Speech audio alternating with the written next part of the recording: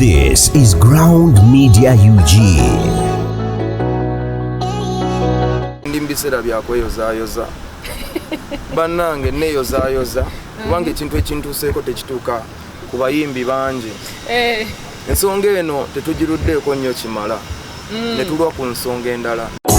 This is Ground Media UG. Kati bw'oba oyagala oŋŋambye oba nkakuwebuwira. Nasigalira mengani na mekolise kolayo litina ondaba olinga kanana kuli walirunda magwenyabo nako obugamu bwerabira nenga naye Pallaso wayimba ojuwe asobola kuyimba nga ye nenga keko ngambye nkakuyimbiremu nze nyimba nga Pallaso. Kati bw'oba owulira ng'ayimba kyekyo ky'owulira bwente bwe nnyimba kati gwe simanyi ky'owulira. Bw'oba toba ng'ayimba kwanze byaba ayimba mpulira birala. Anti kakati nyinza okubambuzabuziddwamu mu lyrics naye nga akakayimba kojuwe kakayimba ka lutalo akasinga okunyumira kenkuyimbidde sikeko katugende n'ekyo naye nga lutalo ali atya nomubuuza toyinza kumanya mulala bw'ali naye bw'ombuuza nze bwendi nsobola okubulya nze tonaba mubuuza kuli mulimubbanga nga muyimbi muyo tali wange ali bize ndowooza naye totwalangako obudde n'omukubirako kasimu n'omugamba hawayo otya tutera obutwala naye kibadde tekinnabawo recently. Nina lwe nasemba okubalaba nga muli mwembi ndowooza lwe mwali e London. After that wali ozzeemuko okuba nga oyogerako naye mirundi mingi ne tubeerako naye Kavumba. No, actually twekubira nampa business by the way nambukinga nengenda ne nyimba e Kavumba. Then awo ne tuddamu ne tunyumyamu ne twesanga oba yali ku birthday oba yali yani era ne tubonga mukwano gwange. Essaawa eno embeera gye mulimu kubanga abawagizi bammwe buli omu ayagala okumanya ku ludda olw'oludda olwoli naye kati engeri gye nkulina olunaku olwaleero kino ki balekawa era mu butuufu muli mu mbeera ki nga mmwe abayimbi? Tewali mbeera eriwo just ekintu ekyabaddewo simanyi kikyobuuza. I think olina okutunuulira ennyo kintu wawe kyavudde just embeera eyabaddewo yakubeera nti tetuli ba mukwano ate tuli basajja n'abasajja. Bw'oba olina kyoyagala okugamba musajja munno naddala ku kintu ekiyinza okuba nga kiyinza omukosa kiba kirungi n'omukubira essimu oba n'omunoonya n'otakozesa mikutu gya mutimbagano oba gya mawulire. So that was where the problem came from. Also ate si mulimu gwa muntu yenna agenda ng'olaga obunafu bwa munno. So that was the problem. Naye tewali mbeera saagala na muntu yenna asseewo mbeera kubanga nze kintu kyange kyenkola kirala n'abalala kye bakola kiki kirala kya njawulo. Watya singa kale muka message kali ke waddamu ku social media naye wamukubira ku simu n'omugamba musajja munnange lwaki wakoze bwoti nga nange bwe nkubidde bwoti bwe wandikoze naye n'otaddamu ku social media ate n'otayimba kayimba kano nga bwe wakayimba luli. Akayimba nkayimba kuba ennyimba ze z'abantu fena tukirizibwa oziyimba naye kiri gwe gy'oli okukinterpretinga nga bw'okyagala. Nze sirina gwe nali nvodde ennyimba zaffe abantu bulijjo bazimba oli asobola oddimba n'alukyamya. It's okay. I don't think I'm the first and last. Ennyimba zi public music so saagala muugule bantu bateekamu ndowooza ndala naawe bulijjo oziyimba kati gwe nyimbiramu olwange olaba obona oluyimba nga nze ezizo nzimanyi nnyo nyimbiramu banza mukwano kaliwo akasinga okunyuma ddowooza nga gabayibirano naye nyimba nnyo nga ndi mu kinaabiro mba musufu nnyo kati obuzi bwali saagala kati nange ndowooza ensobi ka vidiyo nakakwatidde mu kinaabiro kakati naye no muyimbi mulungi you can't disregard that naye lwaki saamutuukirira kubanga already yali amaze okukola kye bayita public damage and waliwo kye bayita damage control damage. For example naye irina okuyigiriza oyinza kubeera mu nsiike ate n'obeera ref oyinza osala obubi omuzannyo kubanga naye mu nsiike ki mwoli. Ekyokubiri bw'oba olina kyoyagala okugamba munno simu ebeereko. Ekyokusatu tetuli brands. Brand esobola okwogera ekintu ne kiba kinene ku yange naye ate omuntu wa bulijjo asobola okukyogera ne kiba nga kitono. Ekyokubiri abantu bwe baba nga bakuwa omukisa ne basalawo nti oyimba bulungi gwe n'abalala abantu basalewo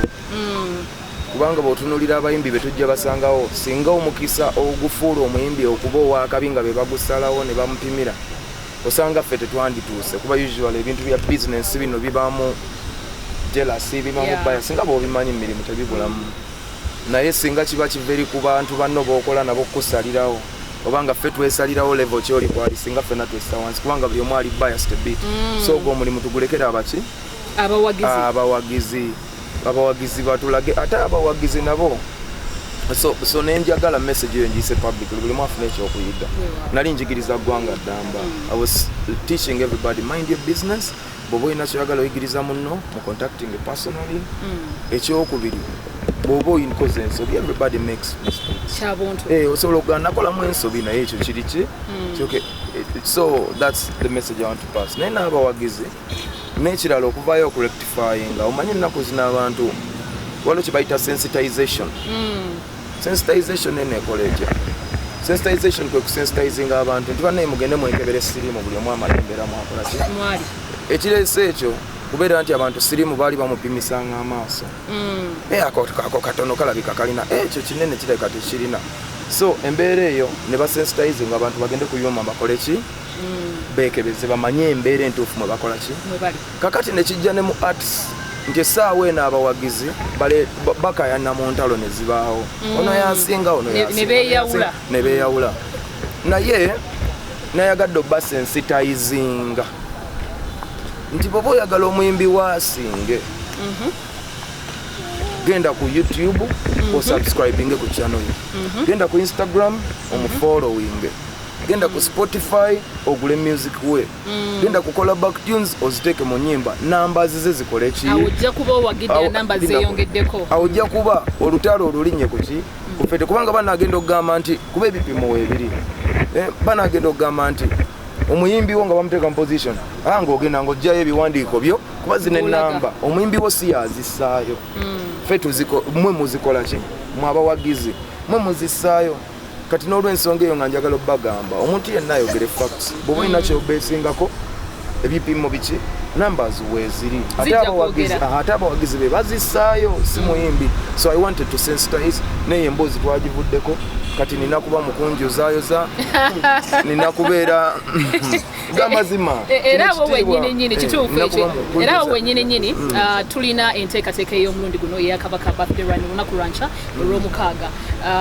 ensonga eriwo oba omulamwa ng'oguze gubaawo ebbanga eriwedde emabega gwegwokuba nti mmwe basaale abaana ab'obulenzi wamu n'abasajja mu kuyambako okulwanyisa akawuka ka mukenenya gwe mulamwa baffe gwe yassaawo era ng'abagamba nti muyambeko abaana abawala kuba muyitiriza okuba nga abateekamu embeera ne batwala mu kufuna akawuka ka mukenenya so balina okugula kits ezo era nalina kulabidde ezo waziguze ne ttiimu eyo koze olukanyuma bamuyita batya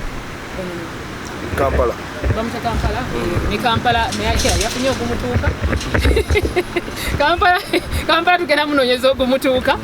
naye mu mbeera bwetyo ddamu okubiriza abantu babeere nga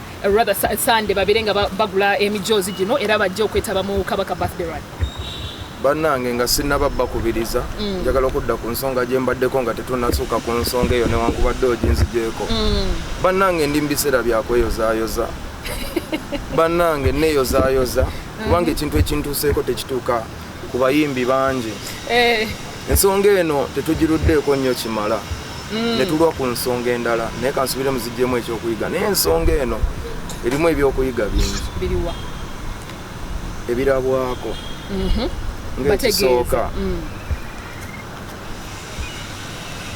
nti okubeera ebulange si kwe kulinaana kabaka nze ow'emakindya kasita okola emirimu emirungi yonna gy'oli oba olinaanye kabaka kabaka abalaze ebintu ebimusanyusa bwe kuwagira emiti emito n'okugirecognizinga bwe giba nga gikoze emirimu emirungi mwenna bakulu baffe n'abakulu bwenna abatusingako mu industry gye ndimu ne gye sirimu abalina obusobozi obw'enjawulo mu reaching out muyambe mu reaching out musime emirimu gy'emiti emito Katikkiro yagambye Obuganda ku guno omulembe bwesigamye nnyo ku mpagi z'abavubuka mwenna abali waggulu ne boba gwe yasookayo mu recognizing emirimu emirungi egikoleddwa abazze mu bigere byammwe bwe baba nga bagikoze kabaka ayolesezza omukwano gwe n'ekisa kye ng'ajaguza birthday ye n'alaga nti kimusanyusa okusiima emirimu gy'omuntu oyo aba akoze obulungi. So yes, namwe bannamawulire kivulaba ensonga eno ngikomyewo kubanga tukoze interview mpanvu naye okunjozaayoza okuwadde akantu katono amazima gennyini netulwa ku nsonga ezitazimba ezitalimu nakyakuyigirako naye ensonga esinga obukulu bannange bantu bangi mugenda va mu nsi eno nga temusobodde kufuna mukisa nga gwenfunye situuseewo lwa bigambo wazira nkubye endongo n'entuukawo buli kyenfunye nkikoleredde era omukisa ogwo guvudde wa Mukama Katonda teri ayinza gusasulira gugula ate teri bigambo bisobola guleeta ate teri bigambo bisobola gujjawo ebyokupimaapima mu bikendeeze n'ebyokuwewaawewa mutabaganye ate omuyimbi bw'ajja ne bw'aba avudde wansi nga gwe wasookawo bw'aba akoze emirimu emirungi mwogereko omusiime. Yes, akabonero ako kaviiridde ddala ku ntikko emmengo ne kawa ekyokulabirako ate mu kaseera akasinga okuba akatuufu mugamba bakuwulira neeyozaayoza genda maaso naawe nenkozaayoza okuintaviwe ng'omusiime kabaka gwakuteko mu ngalo ate nga okitegeera era baganda bange neeyozaayoza nga nsiima omukwano gwammwe nga nsiima obwakabaka bwa Buganda nga nsiimira ddala naye nga mbagambe ennaku z'omwezi Juni nga 9 bannaye muyiga okusiima abantu nga balamu bannammwe bakola emirimu emirungi teteri kyawandiikibwa nti kino kyatteeka bwe kirina okuba lubeerera muleke records bantu bazikole bazimenye. Records are here to be made and to be broken. Stop barriering olaba so that's all I'm saying. Obudde tubumalire nnyo ko ebyo bitwala maaso bannanga abayimbi mwenna mbakoowola nnaku z'omwezi Juni nga 9 mu Gem Love Fest e Lugogo tubaagala.